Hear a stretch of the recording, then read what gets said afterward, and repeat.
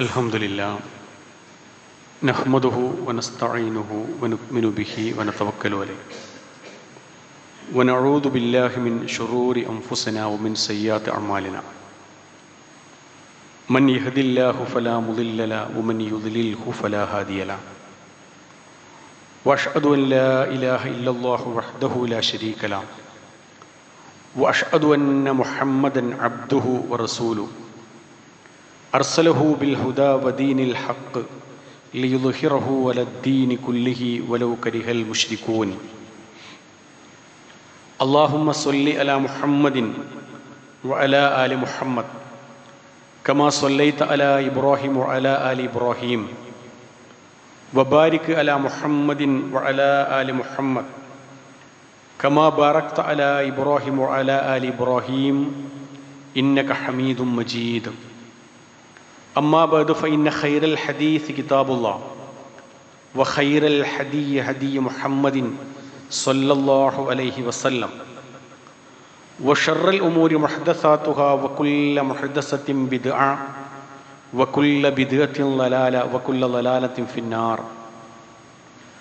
أعوذ بالله من الشيطان الرجيم. بسم الله الرحمن الرحيم. يا أيها الذين آمنوا اتقوا الله حق تقاته ولا تموتن إلا وأنتم مسلمون. ഏറെ ബഹുമാനമുള്ള സത്യവിശ്വാസിനികളെ, അള്ളാഹുവിൻ്റെ നിയമങ്ങളും നിർദ്ദേശങ്ങളും ജീവിതത്തിൽ പാലിച്ച് പരമാവധി അള്ളാഹുവിനെ സൂക്ഷിച്ച് ജീവിക്കണമെന്ന് സ്വന്തത്തോടും നിങ്ങൾ ഓരോരുത്തരോടും പ്രത്യേകമായി ഓർമ്മപ്പെടുത്തുകയാണ്, ഉപദേശിക്കുകയാണ്. ലോകത്തെ മുസ്ലിം സമൂഹം അതിൽ ഹജ്ജ് ചെയ്യാൻ വേണ്ടി ഉദ്ദേശിച്ചിരിക്കുന്ന ആളുകളൊക്കെ കഅബയെ ലക്ഷ്യമാക്കി നീങ്ങിക്കൊണ്ടിരിക്കുന്ന ഒരു പ്രത്യേക സാഹചര്യത്തിലാണ് നമ്മൾ അള്ളാഹുവിൻ്റെ ഈ ഒരു ഭവനത്തിൽ ഒരുമിച്ച് കൂടിയിരിക്കുന്നത്. അതുകൊണ്ട് തന്നെ ഈ ഹജ്ജുമായി ബന്ധപ്പെട്ട് അല്ലെങ്കിൽ ഇബ്രാഹിം നബി അലൈഹി സ്വലാത്തു വസ്സലാമിൻ്റെ ജീവിതവുമായി ബന്ധപ്പെട്ട സുപ്രധാനമായ ഒന്ന് രണ്ട് സന്ദേശങ്ങൾ വളരെ സംക്ഷിപ്തമായി നിങ്ങളുടെ ശ്രദ്ധയിൽപ്പെടുത്താനാണ് ഈ വെള്ളിയാഴ്ച ഞാൻ ഉപയോഗപ്പെടുത്തുന്നത്. നമ്മുടെ കൂട്ടത്തിൽ നിന്നൊക്കെ ഒരുപാട് ആളുകൾ ഹജ്ജ് കർമ്മം നിർവഹിക്കാൻ വേണ്ടി പോയിട്ടുണ്ട്. അവർക്ക് വേണ്ടി നമ്മളെല്ലാവരും ആത്മാർത്ഥമായിട്ട് പ്രാർത്ഥിക്കണം. സർവ്വശക്തനായ നാഥൻ അവർക്ക് ഒരു മഖ്ബൂലും മബ്റൂറുമായ പുണ്യകരവും സ്വീകാര്യവുമായിരിക്കുന്ന ഹജ്ജ് കർമ്മം നിർവഹിച്ച് തിരിച്ചു വരാനൊക്കെയുള്ള ആരോഗ്യവും ആയുസ്സുമൊക്കെ നൽകി അനുഗ്രഹിക്കട്ടെ എന്ന് ആത്മാർത്ഥമായിട്ട് പ്രാർത്ഥിക്കുകയാണ്. ഈ ഹജ്ജുമായി ബന്ധപ്പെട്ടൊക്കെ ഇങ്ങനെ ചർച്ച ചെയ്യുമ്പോൾ നമ്മുടെ മനസ്സിലേക്ക് ഓടി വരുന്ന ഒരു പ്രവാചകനാണ് ഇബ്രാഹിം നബി അലൈഹി സ്വലാത്തു വസ്സലാം. നമ്മളൊക്കെ മദ്രസ ക്ലാസ്സിൽ വെച്ച് ഈ പ്രവാചകന്റെ ജീവചരിത്രം കുറേയൊക്കെ സംക്ഷിപ്തമായി നമ്മൾ വായിച്ചു പോയിട്ടുണ്ട്. അതൊന്ന് ആഴത്തിൽ നമ്മൾ വായിക്കുമ്പോൾ വിശ്വാസികൾ എന്ന നിലക്ക് നമുക്ക് നിരവധി സന്ദേശങ്ങളാണ് അദ്ദേഹത്തിൻ്റെ ജീവിതത്തിൽ നമുക്ക് ലഭിക്കാനുള്ളത്. അപ്പോൾ ആ സന്ദേശങ്ങളൊക്കെ എന്താണെന്ന് മനസ്സിലാക്കി നമ്മുടെ ജീവിതവുമായിട്ട് അതിനൊന്ന് ടച്ച് ചെയ്ത് നമ്മൾ പോകുമ്പോൾ തീർച്ചയായിട്ടും നമുക്ക് ആത്മാഭിമാനത്തോടുകൂടി വളരെ മനക്കരുത്തോടുകൂടി നമുക്കിവിടെ ജീവിക്കാൻ കഴിയുമെന്നാണ് എനിക്ക് ബോധ്യമായിട്ടുള്ളത്. എനിക്കതിൽ ഏറ്റവും പ്രധാനമായ അതൊരു 1, 2, 3, 4 ഖുതുബയിലൊന്നും വിശദീകരിച്ചാൽ തീരാത്ത അത്ര വ്യാപ്തിയുള്ള ഒരു സന്ദേശമാണ് ഇബ്രാഹിം നബി അലൈഹി സ്വലാത്തു വസ്സലാമിൻ്റെ ജീവിതം നമുക്ക് നൽകുന്നത്. ഇന്നത്തെ വെള്ളിയാഴ്ച വളരെ ചുരുങ്ങിയ 2 കാര്യങ്ങൾ നിങ്ങളുമായിട്ട് പങ്കുവെക്കാനാണ് ഉദ്ദേശം. അതിൽ ഏറ്റവും പ്രധാനപ്പെട്ട ഒന്ന്, നമ്മളൊക്കെ മുഅ്മിനുകളാണ് നമ്മൾ സാധാരണ പറയാറുണ്ട്. മുഅ്മിൻ എന്ന് പറഞ്ഞാൽ അതിന് നിങ്ങളും ഞാനും കൊടുത്തിരിക്കുന്ന ഒരർത്ഥമുണ്ട്. വിശ്വാസി എന്നാണ് നമ്മളതിന് പറയാറുള്ളത്. അതിന് കുറച്ചുകൂടി ആഴത്തിലേക്കൊരാശയമുണ്ട്. എന്ന് പറഞ്ഞാൽ അത് ഭാഷാപരമായിട്ട് അതിനെ പഠിക്കുമ്പോൾ നിർഭയത്വമുള്ള ഒരാൾ എന്നാണ് അതിന് കൂടുതൽ അർത്ഥം കൊടുക്കാൻ പറ്റുക. നിർഭയത്വം എന്ന് പറഞ്ഞാൽ യഥാർത്ഥത്തിൽ ഒരു മുഅ്മിനായിരിക്കുന്ന ഒരു മനുഷ്യൻ്റെ ജീവിതത്തിൽ എന്തെന്ത് പ്രതിസന്ധികളും പ്രയാസങ്ങളൊക്കെ വരുമ്പം അയാൾ നിർഭയമുള്ള ഒരാളായിട്ട് നിർഭയത്വമുള്ള ഒരാളായിട്ട് മാറണം എന്നാണ് മുഅ്മിൻ, ഈമാൻ എന്നൊക്കെ പറഞ്ഞ പദത്തിൻ്റെ പ്രധാനപ്പെട്ട ഒരർത്ഥം. ഇപ്പം ഞാൻ ഇബ്രാഹിം നബി അലൈഹി സ്വലാത്തു വസ്സലാമിൻ്റെ ജീവിതം അങ്ങനെ പരിശോധിച്ചപ്പോൾ നിങ്ങൾ പരിശോധിച്ചിട്ടുണ്ടാവും. അതിൽ നമുക്ക് മനസ്സിലായി നിരവധി സന്ദർഭങ്ങൾ അദ്ദേഹത്തിന് പ്രതിസന്ധികൾ നിറഞ്ഞ സാഹചര്യം വന്നു പോയിട്ടുണ്ട്. ആ പ്രതിസന്ധി വരുന്ന സാഹചര്യം വരുമ്പം ഈ സംസാരിക്കുന്ന ഞാനും സംസാരം കേൾക്കുന്ന നിങ്ങളുമൊക്കെ അങ്ങ് ദുർബലരായി പോവുക ചെയ്യാം. അത് മാനുഷികമാണ് കേട്ടോ, ചിലപ്പോൾ ദുർബല. പക്ഷെ അങ്ങേയറ്റം ഈമാനുള്ള ഒരാളെ സംബന്ധിച്ചിടത്തോളം അയാൾ പിടിച്ചു നിൽക്കുന്ന. എപ്പോഴയാൾക്ക് പിടിച്ചു നിൽക്കാൻ പറ്റുക? ഈ ഈമാനിന്റെ ശക്തി വരുമ്പോഴാണ് അയാൾക്ക് പിടിച്ചു നിൽക്കാൻ കഴിയുക. അപ്പൊ അദ്ദേഹത്തിന്റെ തന്നെ ഇബ്രാഹിം നബി അലൈഹി സ്വലാത്തു വസ്സലാമിന്റെ ഒരു സംസാരമായി കൊണ്ട് ഖുർആൻ എടുത്ത് കോട്ട് ചെയ്തൊരു ഭാഗമുണ്ട്. ഫൈദാ മരിൽതു ഫഹുവ യശ്ഫീന. എനിക്കൊരു രോഗം വന്നു കഴിഞ്ഞാൽ ആ രോഗം ഷിഫയാക്കാൻ അള്ളാഹുവിന് മാത്രമേ കഴിയുള്ളൂ. ഇതൊരു പ്രഖ്യാപനമാണ്. എന്താണ് ഈ പ്രഖ്യാപനത്തിന്റെ പ്രസക്തി എന്നറിയാമോ നിങ്ങൾക്ക്? ഇപ്പൊ രോഗം വരും നിങ്ങൾക്കും എനിക്കൊക്കെ. ഇപ്പൊ രോഗം വരുന്ന സന്ദർഭത്തിൽ നമ്മൾ പലപ്പോഴും എന്താ വെച്ചാൽ കുറേയൊക്കെ നമ്മൾ ഡോക്ടറെ കാണിക്കും, ഒരുപാട് നമ്മൾ ചികിത്സിക്കും. ആ ചികിത്സയൊക്കെ കഴിഞ്ഞു കഴിഞ്ഞാൽ പിന്നുണ്ട് നമുക്കൊരു പരിധി കഴിഞ്ഞാൽ പിന്നെ നമ്മൾ പല വഴിയിലേക്ക് നീങ്ങും. അതിലൊരു വഴി എന്താ വെച്ചാൽ ഇനി ആ രോഗം ഒരിക്കലും തന്നെ മാറുകയില്ല എന്ന ഒരു ചിന്തയാണ് ഒരു ഭാഗത്ത് വരിക. അതൊരു ഈമാനിന്റെ ഒരു കുറവ് തന്നെയാണ്.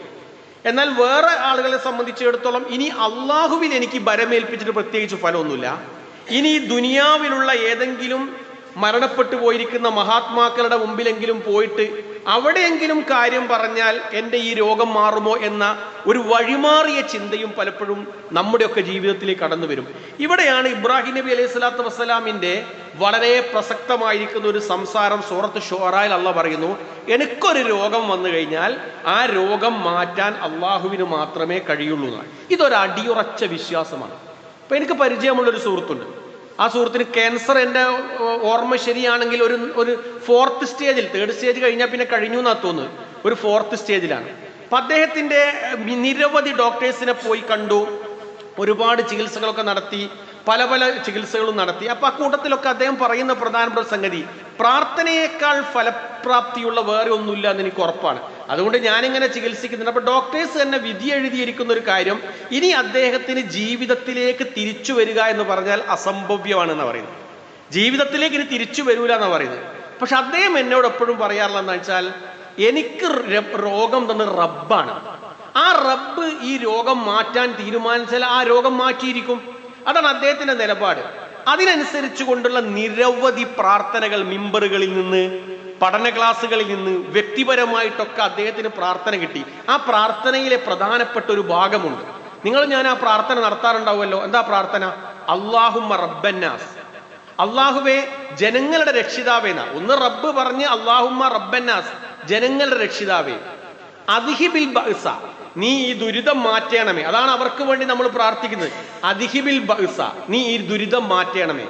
ഇഷ്ഫി അൻത ഷാഫി, നീയാണ് ശമനം നൽകുന്നവൻ, നീയാണ് ശമനം നൽകുന്നത്. ലാ ശിഫാ ഇല്ലാ ശിഫാഉക, നിന്റെ ശമനമല്ലാത്ത മറ്റൊരു ശമനം ലോകത്തില്ല. ശിഫാ ലാ യുഗാദിറു സഖമൻ, ഒരു രോഗവും മാറാത്ത രൂപത്തിലുള്ള ശമനം നൽകണമെന്നാണ്. ഈ പ്രാർത്ഥനകൾ ആലോചിച്ച് നോക്കി. ഈ പ്രാർത്ഥന നടത്തുന്ന ഒരു വ്യക്തിയെ സംബന്ധിച്ചിടത്തോളം അയാളുടെ ജീവിതത്തിൽ വരുന്ന ഒരു സന്ദേശമുണ്ട്, ഒരു പ്രതിജ്ഞയുണ്ട്. എനിക്ക് ഈ രോഗം വന്നു കഴിഞ്ഞാൽ ഈ രോഗം മാറ്റാൻ കഴിയുന്നവൻ അള്ളാഹ് മാത്രമേ ഉള്ളൂ. അള്ളാഹ് വിചാരിച്ചാൽ ഈ രോഗം മാറും. ഇതൊരു അടിയുറച്ച ഈമാനാണ്. ഈ ഈമാൻ ആർക്കാണോ ജീവിതത്തിലുള്ളത് അയാൾക്ക് ജീവിതത്തിന്റെ എല്ലാ മേഖലകളിലും വിജയിക്കാൻ കഴിയുമെന്നുള്ള വലിയ ഒരു സന്ദേശമാണ് സത്യത്തിൽ ഇബ്രാഹിം നബി അലൈഹി സ്വലാത്തു വസ്സലാമിന്റെ ജീവിതം നമുക്ക് നൽകുന്നത്. ഞാൻ നേരത്തെ പറഞ്ഞിരിക്കുന്ന ആ വ്യക്തി ഇപ്പോൾ ശാരീരികമായിട്ട് നല്ല ആരോഗ്യമുള്ള ഒരാളാണ്. അത്യാവശ്യം ആത്മാർത്ഥമായിട്ടൊക്കെ ദീനിന്റെ മാർഗത്തിൽ പ്രവർത്തിക്കുന്ന ഒരാളാണ്. ഒരുപാട് പ്രതിസന്ധികൾ കടന്നു വന്നിട്ടും അദ്ദേഹം ഇപ്പോഴും നമ്മോട് സംസാരിക്കുന്നത്, ഞാൻ ഉറച്ചു വിശ്വസിക്കുന്നു റബ്ബ് സുബ്ഹാനഹു വ തആലയുടെ അപാരമായ കാരുണ്യം എന്നിൽ ഇറങ്ങാനുള്ള കാരണം നിഷ്കളങ്കരായിരിക്കുന്ന നിങ്ങളെപ്പോലെയുള്ള 10,000-കണക്കിന് ആൾക്കാരുടെ പ്രാർത്ഥനയാണ്. ഇതാണ് ഇബ്രാഹിം നബി അലൈഹി സ്വലാത്തു വസ്സലാമിന്റെ ജീവിതത്തിലെ നമുക്ക് നൽകുന്ന പ്രധാനപ്പെട്ട ഒരു പാഠം. ഇത് ഞാൻ പറയാനൊരു കാരണമുണ്ട്. ഇപ്പൊ എൻ്റെ കുടുംബത്തിലും നിങ്ങളുടെ കുടുംബത്തിലൊക്കെ ഒരുപാട് ആൾക്ക് രോഗം വന്നു. അപ്പൊ ഞാൻ തന്നെ 1-2 ആളോട് സംസാരിച്ചു. ഇപ്പൊ ഒരു കുട്ടിയെ കണ്ടപ്പോൾ കൈയിന്റെ മുകളിലൊക്കെ ഉറുക്കുണ്ട്, ശരീരത്തിന്റെ കാലിന്റെ മുകളിൽ ഉറുക്കുണ്ട്. അപ്പോൾ അവരോട് ഞാൻ ചോദിച്ചപ്പോൾ പറഞ്ഞതെന്ന് വെച്ചാൽ, മാരകമായ ഒരു രോഗം വന്നപ്പോൾ എൻ്റെ ഉമ്മ കൊണ്ടച്ച് കെട്ടിച്ചതാണ് അത് എന്തിനാണ് കെട്ടിക്കാൻ കാരണം? രോഗം മാറാൻ വേണ്ടി കെട്ടിച്ചതാ. അപ്പൊ നബി സല്ലല്ലാഹു അലൈഹി വസല്ലം പറഞ്ഞൊരു ഹദീസ് കാണാം, മൻ അല്ലഖ തമീമതൻ ഫഖദ് അശ്റക. ആരെങ്കിലും അങ്ങനെ രോഗം മാറും, മറ്റെന്തെങ്കിലും സഹായം കിട്ടുമെന്ന് പ്രതീക്ഷിച്ചുകൊണ്ട് ആരെങ്കിലും ശരീരത്തിൽ ഒരു ഉറുക്കോ നൂലോ ബന്ധിച്ചാൽ അവൻ അള്ളാഹുവിൽ പങ്കു ചേർത്തു എന്നാണ്. അള്ളാഹുവിൽ പങ്കു ചേർത്തു. ഇബ്രാഹിം നബി അലൈഹി സ്വലാത്തു വസ്സലാം എന്തേ പറഞ്ഞത്? ഫഇദാ മരിൽതു ഫഹുവ യശ്ഫീൻ. എനിക്കൊരു സൂക്കേട് വന്നാൽ മാറ്റാൻ കഴിയുന്നവൻ റബ്ബ് മാത്രമേയുള്ളൂ. ഈ ഒരടിയുറച്ച ഈമാനാണ് സത്യത്തിൽ നമ്മുടെ ജീവിതത്തിൽ ഉണ്ടാവേണ്ടത് എന്ന് നമ്മെ പഠിപ്പിക്കുന്നു. ഇപ്പൊ സന്താന സൗഭാഗ്യമില്ലാത്ത ഒരുപാട് ആൾക്കാരുണ്ടാവും അല്ലെ? നമ്മുടെ കൂട്ടത്തിലൊക്കെ ഉണ്ടാവും. ഇപ്പോൾ പൊതുവെ അങ്ങനെ കൂടി വരുന്നു എന്ന് പറയും. എന്താണെന്നറിയില്ല. ഇപ്പോൾ ഒരു 10 കല്യാണം കഴിച്ചിരിക്കുന്ന ആളുകളോടൊക്കെ 2-3 വർഷം കഴിഞ്ഞ് നമ്മൾ ചോദിക്കുമ്പോൾ കുട്ടികളൊന്നുമില്ല. കുറച്ചു കാലം ചികിത്സ കഴിഞ്ഞു കഴിഞ്ഞാൽ പിന്നെ മടുപ്പ് വരും. മടുപ്പ് കഴിഞ്ഞാൽ പിന്നെ അവന്റെ ചിന്ത എന്താ അറിയോ? ഇനി എനിക്ക് ഒരിക്കലും കുട്ടി ഉണ്ടാവൂല എന്നാ ചിന്തിക്കാം. പിന്നെ ഞാൻ നേരത്തെ പറഞ്ഞ രൂപത്തിൽ മറഞ്ഞ വഴികളിലേക്കൊക്കെ അവൻ നീങ്ങും. 80 വയസ്സിന് ശേഷം ഇബ്രാഹിം നബി അലൈഹി സ്വലാത്തു വസ്സലാമിന് കുട്ടി ഉണ്ടായത്. നിങ്ങൾ ആലോചിച്ച് നോക്കൂ, 80-85 വയസ്സുള്ള ഒരാൾ ഇവിടെ ഉണ്ടെങ്കിൽ അയാളുടെ സന്താന സൗഭാഗ്യത്തിന്റെ സാധ്യതയെപ്പറ്റി നമ്മൾ പഠിക്കുമ്പോൾ നമുക്ക് തന്നെ ചിലപ്പോൾ ഒരു സംശയങ്ങളൊക്കെ വരും. എന്നിട്ട് ഇബ്രാഹിം നബി അലൈഹി സ്വലാത്തു വസ്സലാമിനോട് പറയുകയാണെന്ത്? റബ്ബി ഹബിലി മിനസ് സ്വാലിഹീൻ. എനിക്കൊരു സന്താനത്തെ തരണേ. ആര്? ഇനി ഉണ്ടാകുമോ എന്ന് നമ്മളൊരു വൈദ്യശാസ്ത്രത്തെ കാണിച്ചാൽ വൈദ്യശാസ്ത്രം നമ്മുടെ മുമ്പിലേക്ക് വെക്കുന്ന അതൊക്കെ കഴിഞ്ഞു, പ്രായം കഴിഞ്ഞു എന്ന് പറയുമ്പോൾ ഇബ്രാഹിം നബി അലൈഹി സ്വലാത്തു വസ്സലാമിന് അള്ളാഹു കൊടുക്കുന്ന ഒരു മറുപടി ഉണ്ട്. എന്താ മറുപടി? ഫബശ്ശർനാഹു ബിഗുലാമിൻ ഹലീം.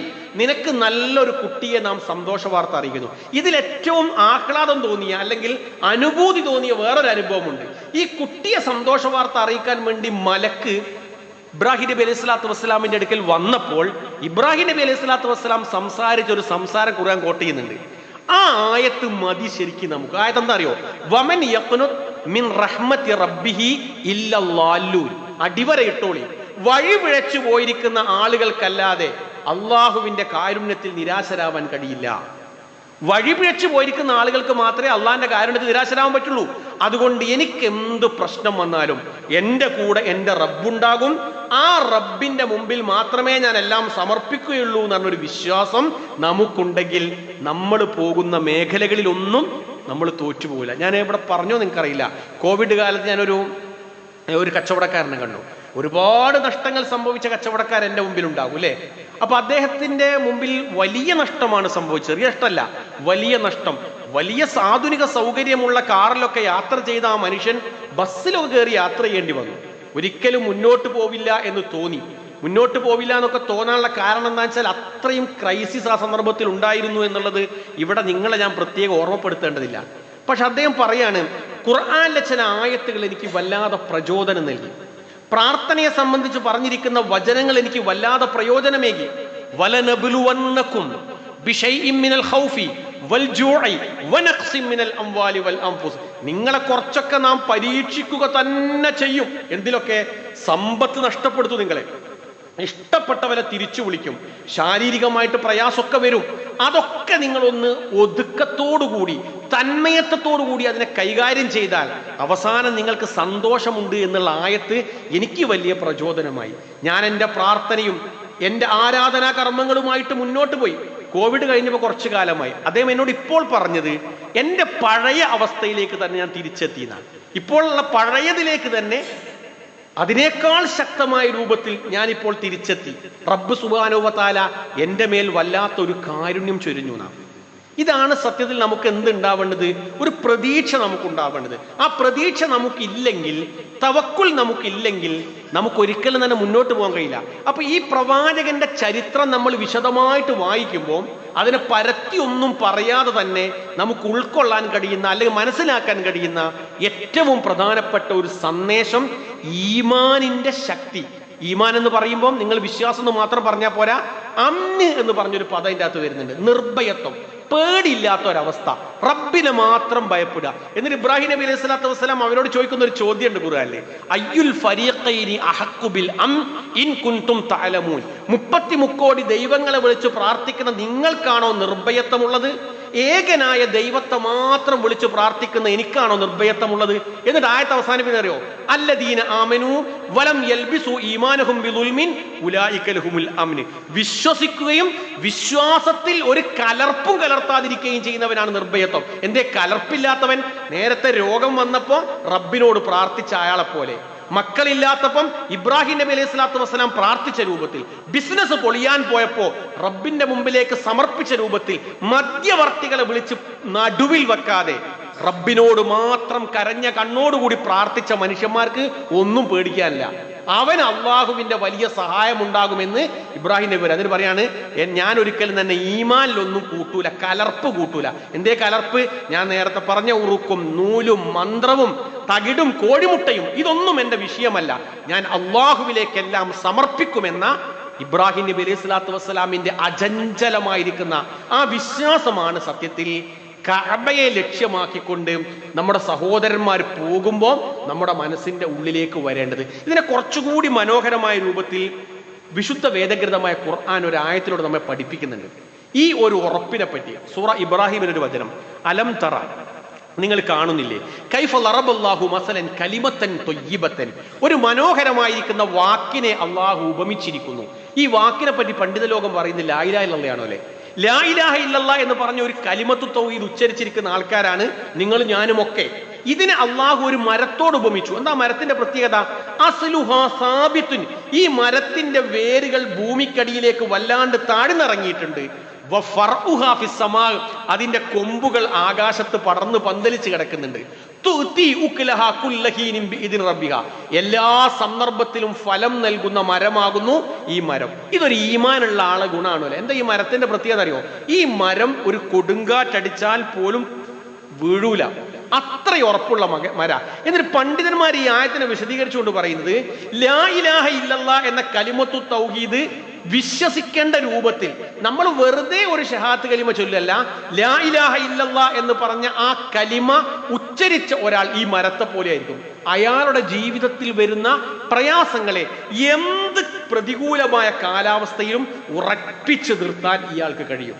ആ ഉറപ്പിച്ചു നിർത്താൻ കഴിയുമ്പോൾ ഇയാളുടെ കയ്യിൽ പ്രാർത്ഥനയുണ്ടാകും, ഇയാളുടെ കയ്യിൽ തവക്കുലും ഉണ്ടാകും. എന്താ തവക്കുൽ? ഭരമേൽപ്പിക്കും. അങ്ങനെ ഭരമേൽപ്പിച്ചുള്ള ഗുണം എന്താ? ലൗ അന്നക്കും തതവക്കലൂന അലല്ലാഹി ഹഖ്ക തവക്കുലിഹി, ഭരമേൽപ്പിക്കേണ്ട രൂപത്തിലെങ്ങാനും നിങ്ങൾ ഭരമേൽപ്പിച്ചാൽ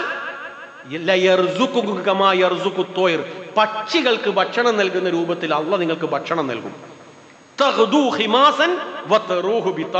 രാവിലെ പക്ഷി പോകുമ്പോ ഒട്ടിയ വയറുമായിട്ടാണ് പോയത്, വൈകുന്നേരം പക്ഷി തിരിച്ചു വരുമ്പോ വയറ് നിറച്ചാ വരിക. എന്താ ഇതിന്റെ അർത്ഥം എന്നറിയോ?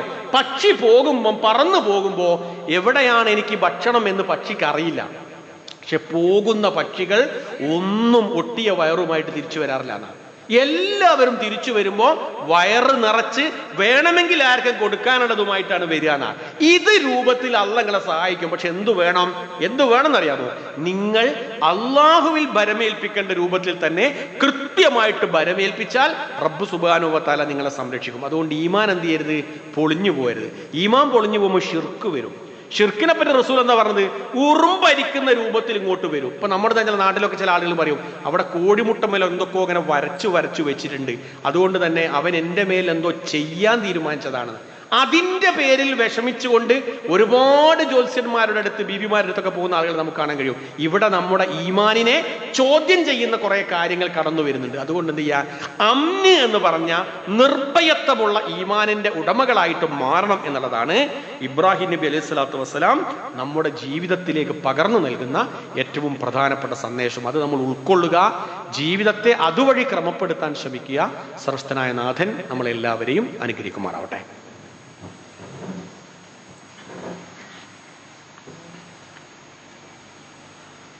അൽഹംദുലില്ലാഹി റബ്ബിൽ ആലമീൻ ഹംദൻ കസീറൻ ത്വയ്യിബൻ മുബാറകൻ.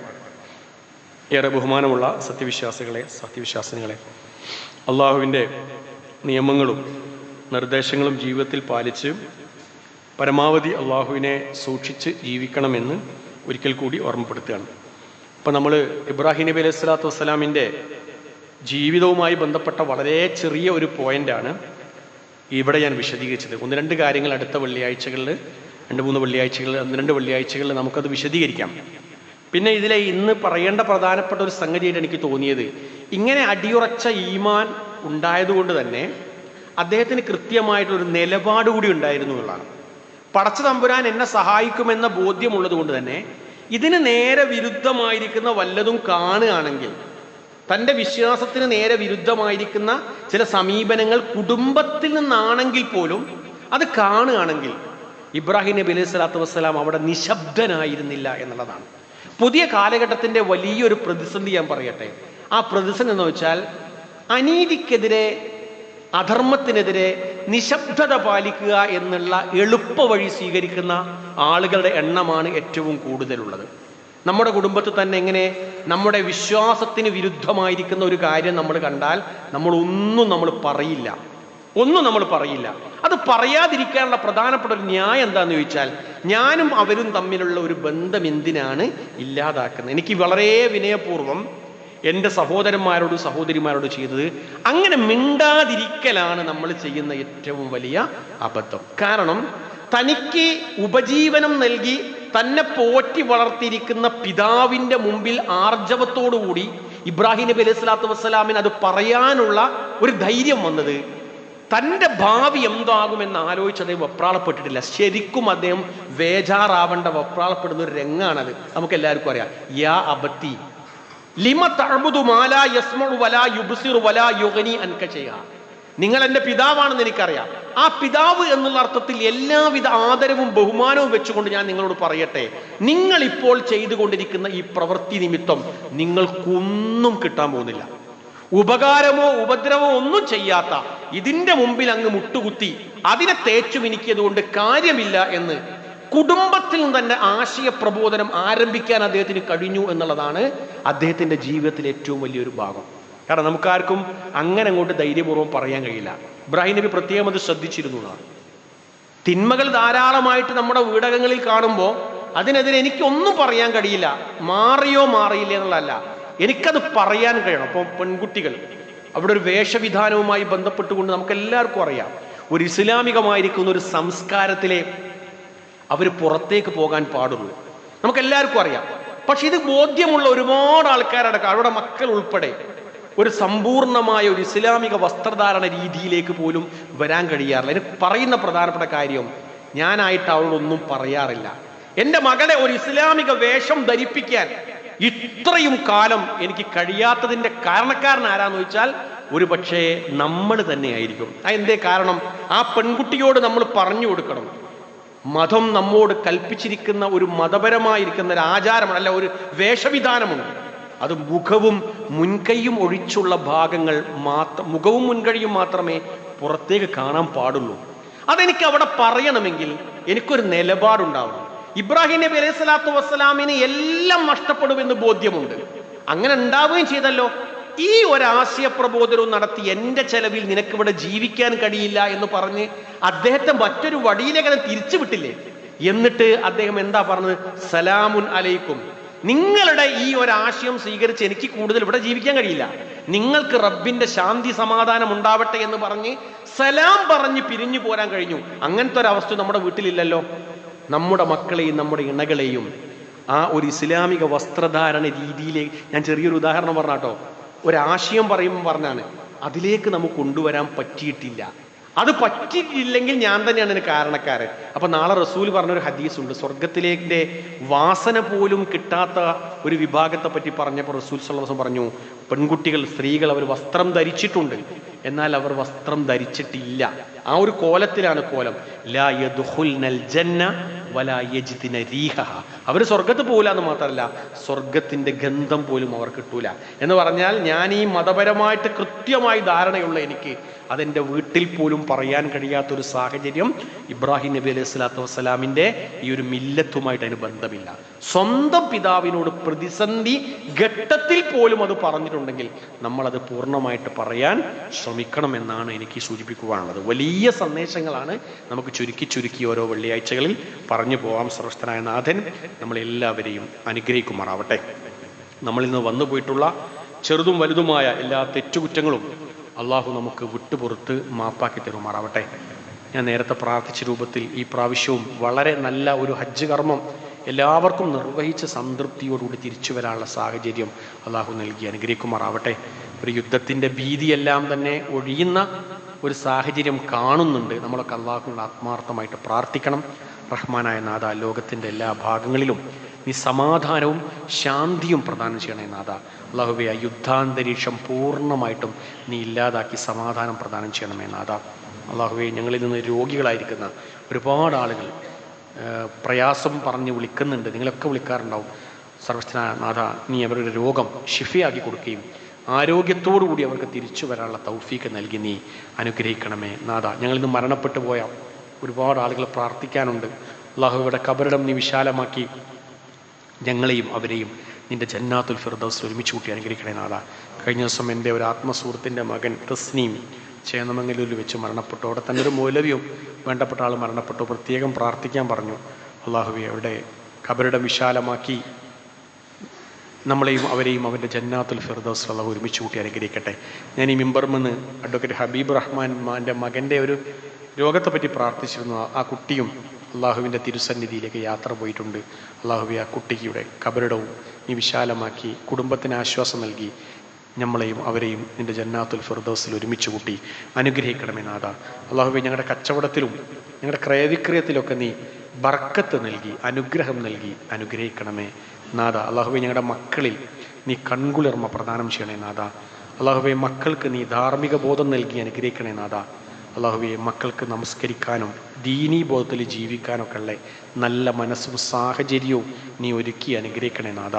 അള്ളാഹുവെ, അവർക്ക് ഏറ്റവും നല്ല ഇണകളെ നീ സമ്മാനമായി നൽകി അനുഗ്രഹിക്കണേ നാഥ. അള്ളാഹുവെ, ഞങ്ങളുടെ ജോലികളിലൊക്കെ നീ സംതൃപ്തിയും സമാധാനവും പ്രദാനം ചെയ്യണേ നാഥ. അല്ലാഹുമ്മ ഗ്ഫിറിൽ മുഅ്മിനീന വൽ മുഅ്മിനാത്ത് വൽ മുസ്ലിമീന വൽ മുസ്ലിമാത്ത് അൽഅഹ്യാഇ മിൻഹും വൽ അംവാത്ത്. ربنا تقبل منا إنك أنت السميع العليم وتب علينا إنك أنت التواب الرحيم. ربنا آتنا في الدنيا حسنة وفي الآخرة حسنة وقنا عذاب النار. آمين برحمتك يا أرحم الراحمين. وآخر دعوانا الحمد لله رب العالمين. أقم الصلاة.